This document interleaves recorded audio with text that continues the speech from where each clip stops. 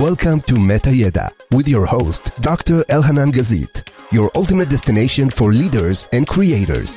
Here, we share some of the best metaverse, gaming, and digital innovation news, stories, and insights. Think fast, level up smart. Game on.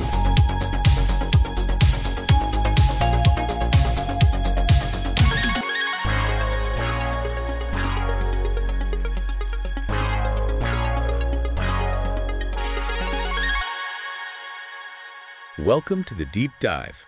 We explore ideas, give you a fresh perspective. Sounds good. You know, I was thinking about today's topic. Okay. It's about how we kind of play around with who we are, like using avatars. Yeah. Digital identity stuff. Exactly.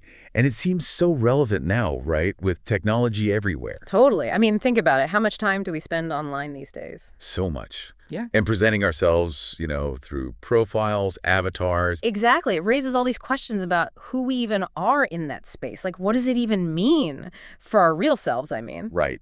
So much to unpack there. And that's where I think this idea of the gameful mindset comes in. Okay, I'm familiar with Dr. Gazit's work. Yeah, he talks about agency, like our ability to make choices, feeling control, and how that interacts with our being. Our augmented identity, he calls it, right? That's it. It's like who we are in the digital world. It's kind of fascinating. It is. And what's really changing the game is artificial intelligence. Yeah.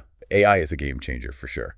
I mean, creating these digital identities, it's not just a gamer thing anymore. Yeah. AI is making it mainstream. That's for everyone. So we can explore all these, sides of ourselves. It's like possibilities.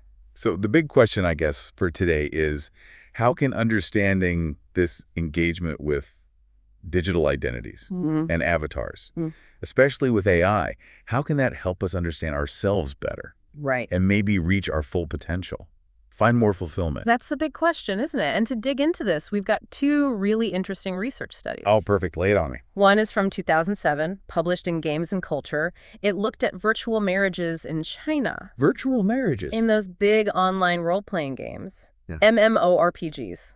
Oh, okay. It's by Wu, For, Wang, and Ying Ho. And the other study is from 2006 in Game Studies by Griebel. Okay. What's that one about? It looked at how people represent themselves in The Sims 2. So both about digital identity in different ways. Right. And the mission here, with this deep dive, it's to see what these studies can tell us about ourselves, right? I like it. Especially with AI advancing so fast. Yeah, it's moving so quickly. What can this knowledge do for us, personally and professionally? Exactly. Let's start with this. Digital identity play. Dr. Gazit calls it a human laboratory. Interesting. We try on different ways of being, roles. We even explore things like gender, relationships, all without real-world risks. Ah, that makes sense. Like a sandbox. The digital world can feel impersonal sometimes, but this way, it becomes a safe space to express yourself, test the waters. And connect with others. You got it. And with AI, creating avatars, it's accessible now, not just for hardcore gamers. Everyone can do it. Businesses use them, individuals too. Explore different parts of themselves. So the way we choose to play, it really shows something about who we are. Absolutely. And shapes it too, potentially. Ah, So let's look at those studies. First, the one on virtual marriage in China. those MMORPGs. Yeah. What's fascinating is it wasn't just casual role-playing. Hebrew than that. Yeah. The researchers found it was a way to explore gender roles, social norms about relationships, I see. and even to make meaningful connections, real connections online. So it's not just an escape from reality. No, more like exploring reality through a different lens. I see. And these virtual relationships often reflected what people wanted in real life, That makes sense. their hopes, desires. So digital interactions can be about like real social needs, wants. Exactly. Powerful stuff. Now let's switch gears. Think about the Sims 2 study. How did players portray themselves there? I'm curious. So the research revealed this tendency to project personalities onto the Sims characters. Values, too. It's like the game becomes a mirror. A reflection of their real selves. Yeah, and it's safe. They explore their identity, try different behaviors. Without real life consequences. Right. So key takeaway. Our digital creations, they often mirror our inner world. Okay. So both studies show people using these spaces to grapple with their identity. How does this link back to Dr. Gazit's gameful mindset? It's perfect, actually. These studies, they illustrate the first two components of that mindset. Oh, how so? The first one, agency, which he also calls mega agency. It's the feeling of being in control, taking charge, making choices. Okay. And in these games, you do that a lot. Give me an example. Choosing who your sim marries, what your MMORPG character is like.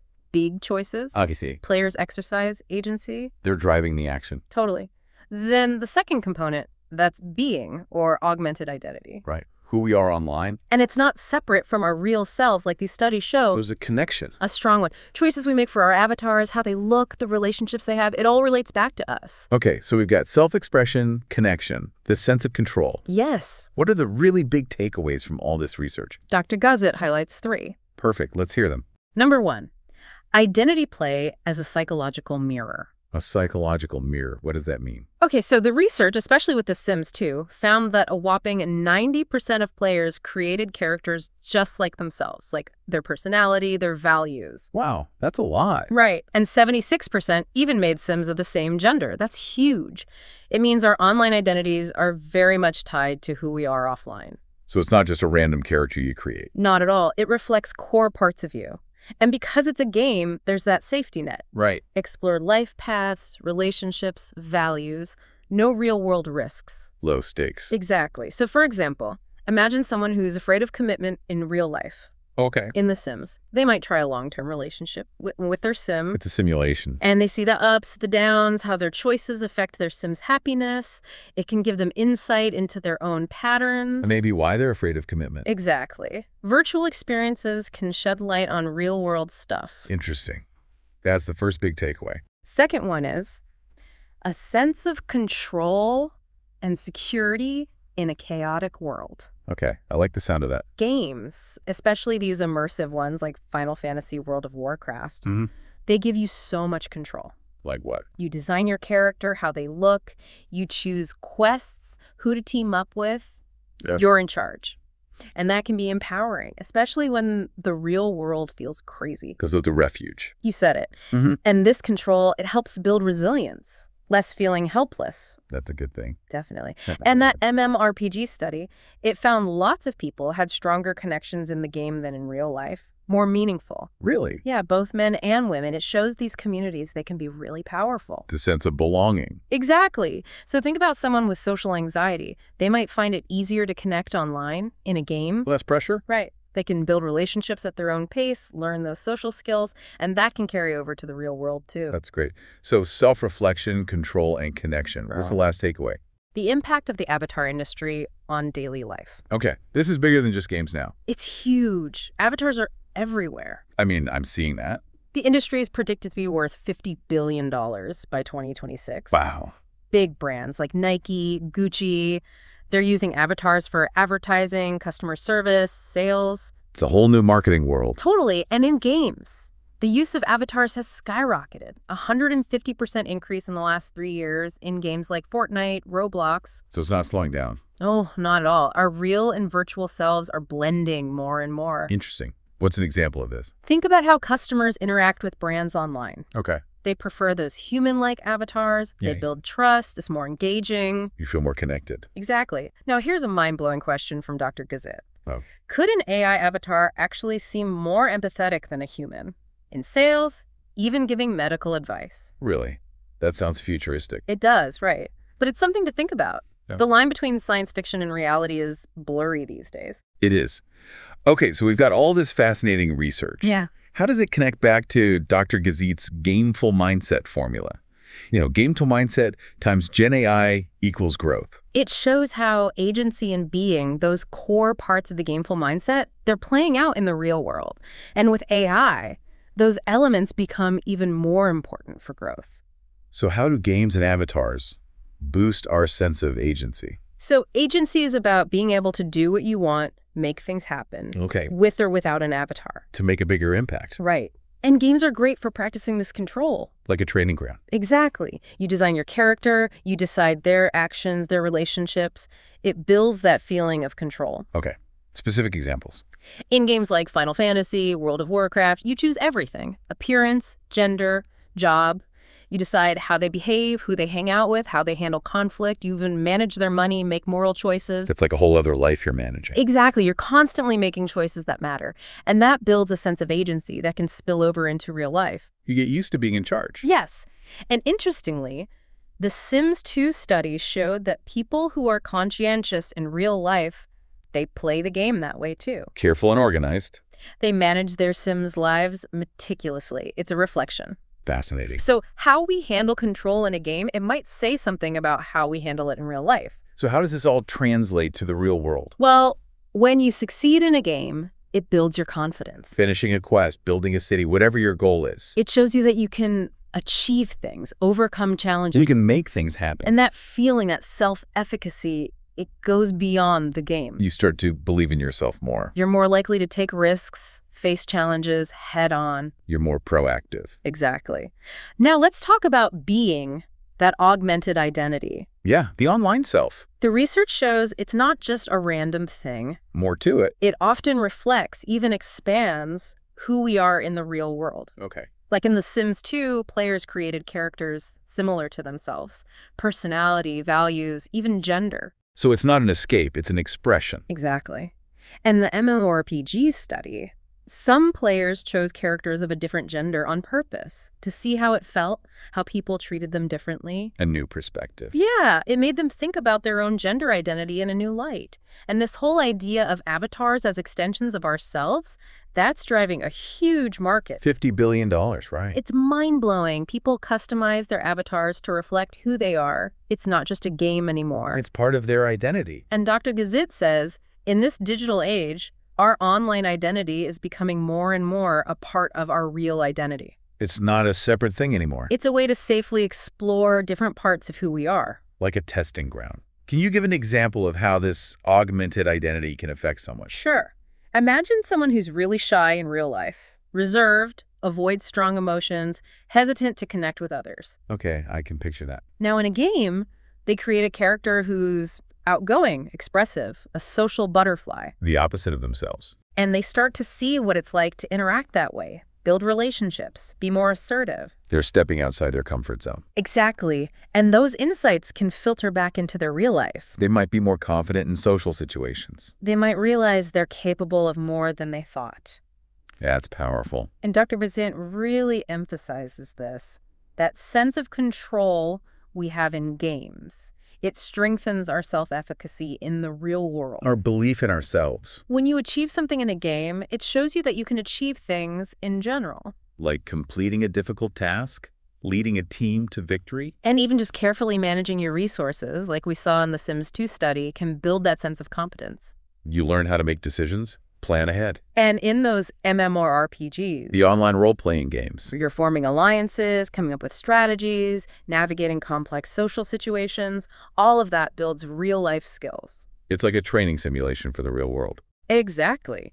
So, to sum up Dr. Gazit's view, our digital identity is becoming more and more real. It's a safe space to explore who we are, what we value. It's a way to experiment? And avatars. They're tools for self-expression. And AI, it's going to make this whole thing even bigger. Expand the possibilities even further. So much potential there. Okay, so what can we actually do with all these insights? Great question. Dr. Gazit has 3 practical recommendations. I'm ready. Let's hear them. The first one is, know yourself through role-playing. Okay, virtual or real? He says games aren't just for fun. They can be a powerful tool for self-discovery. A way to explore different sides of yourself. Yes. Try on different roles, experiment with different ways of interacting. Without real-world consequences. Exactly. And you can do this in real life, too. Like how? Well, if you're usually quiet in meetings, try speaking up more. Or if you're shy about meeting new people, push yourself a little. Step outside your comfort zone. And in games, create a character who's completely different from you. See how it feels, how others react to you. Like, if you always play as a male character, try playing as a female character. You might learn something about social dynamics about yourself. That's a cool idea. The second recommendation is strengthen your agency through small choices. Okay. It's about building that sense of control, and it can start with small things. Like what? The decisions you make in games, they can translate to real life. Interesting. If you're good at managing resources in a game, try applying those skills to your personal finances. Or your time management. Exactly. And strategy games, they're great for practicing decision-making, planning ahead, and when you succeed in those games, That feeling of accomplishment can boost your confidence in other areas. it shows you that you're capable of making things happen. That makes sense. What's the third recommendation? Cultivate authentic connections online. Okay, so the relationships we form in games, they can be real. They can be very real. Games offer a low-pressure environment to practice social skills, build relationships. Without the fear of rejection you might feel in real life. And these online communities, they can be incredibly supportive. They can teach you how to connect with people in general. So how do we build these genuine connections online? Be active in communities that interest you. Start conversations, share your thoughts, be open to meeting new people, and pay attention to the roles you play in these online groups. Like, are you the leader, the follower, the peacemaker? It can tell you a lot about your social style, and you can experiment with different roles. That's fascinating. And if something works well online, try applying it to your real-life interactions. It's like a laboratory for social skills. Exactly. So what's Dr. Gazit's big takeaway from all this? Yeah, let's bring it all together. He believes that playing with identity in digital spaces is a huge opportunity for growth. In all these different ways. We learn social skills, explore who we are, build confidence in our abilities. It's all connected. And those connections we make online, they can be a blueprint for building stronger relationships in real life. And he leaves us with that thought-provoking question. If you can lead a character to success in a game, why not lead yourself to success in real life? It's about realizing our potential. Exactly. And bringing that confidence and those skills into everything we do. This has been an amazing deep dive. It has. For those listening who want to learn more about these ideas about business growth, resilience, well-being in these crazy times, what should they do? I highly recommend Dr. Gazit's podcast. It's a great resource. He always has insightful things to say about technology, identity, personal growth, especially in today's world. And he has a new book coming out soon, right? Yes, it's called, tentatively, Gamefulness x GenAI Growth. The Secrets of Business Growth and Personal Happiness in the GenAI Era. Catchy title. It's perfect for anyone who wants to apply these concepts to their business, their personal life, and anyone interested in well-being in an AI-driven world. I'll definitely check it out if anyone has questions about the book or anything we've talked about today. Send us a DM. This is a really exciting time, and Dr. Gazit's work gives us a roadmap for navigating it. A new way of thinking about ourselves and our place in the world. Absolutely. Thanks for joining us on this deep dive. It was my pleasure. We hope it's given you some food for thought about your own digital identity and what it can do for you. And until next time, keep exploring. Keep thinking, keep growing. And most importantly, keep playing. That's the spirit. Think fast, level up smart. Game on.